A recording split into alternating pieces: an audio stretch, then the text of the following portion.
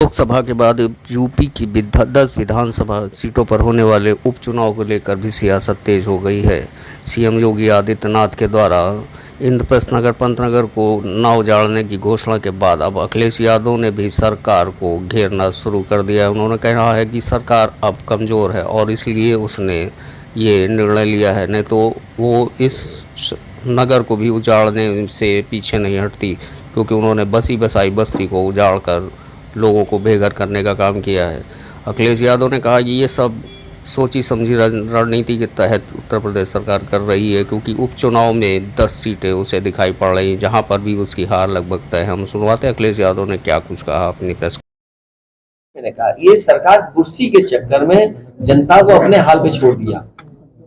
कोई कह रहा है कि इतने गांव हैं बाढ़ की चपेट में, 1400 गांव। कोई अखबार लिख रहा है 900 गांव है बाढ़ की चपेट में।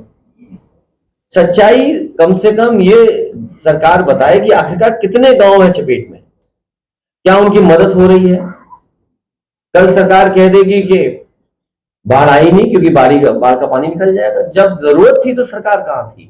ये आपका असर तो हुआ होगा, लेकिन असली असर हुआ है जो सरकार कमजोर हुई एक, और सरकार घबरा गई कहीं जो संघर्ष है कहीं बढ़ न जाए।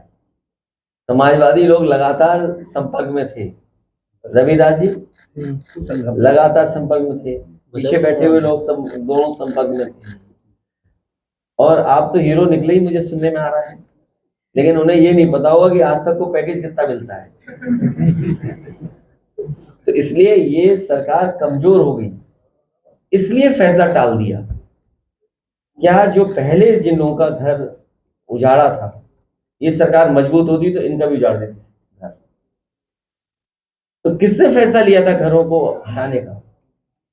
कौन लोग थे? क्या मुख्यमंत्री खुद थे? तो अब तो मुख्यमंत्री कह देंगे हम नहीं थे, अधिकारी थे। सरकार खुद फैसला ले रही थी, और फिर उस सरकार से क्या उम्मीद करोगे जिस सरकार ने सबसे देश का सबसे अच्छा रिवर फ्रंट खराब किया हो। गोमती रिवर फ्रंट है, वो देश का सबसे अच्छा रिवर फ्रंट होता है। उनसे कोई उम्मीद करोगे? नाले पर रिवर फ्रंट बना रहे हैं। रिवर फ्रंट बनता है रिवर पर, नाले पर नहीं बनता है। आप मुझे ये बताओ, उस नाले का पानी साफ करने का क्या इंतजाम है सरकार का? जो नाले में पानी आ रहा है, डोमेस्टिक वेस्ट है या अन्य वेस्ट जो आ रहा है उसके अंदर, तो वेस्ट को कैसे रोकते ये लोग? क्या प्लान था इनका?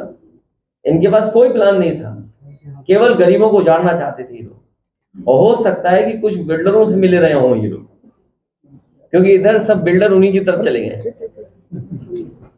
ठीक है, थैंक यू।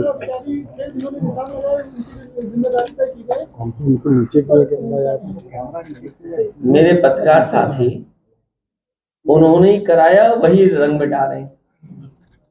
करा तो उन्होंने ही ना, सरकार का ही फैसला था।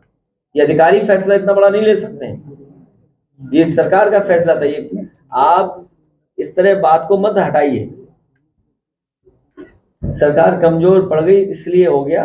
उपचुनाव आ गया, घबरा गए कि 10 ना हार जाए, इसलिए फैसला टल गया।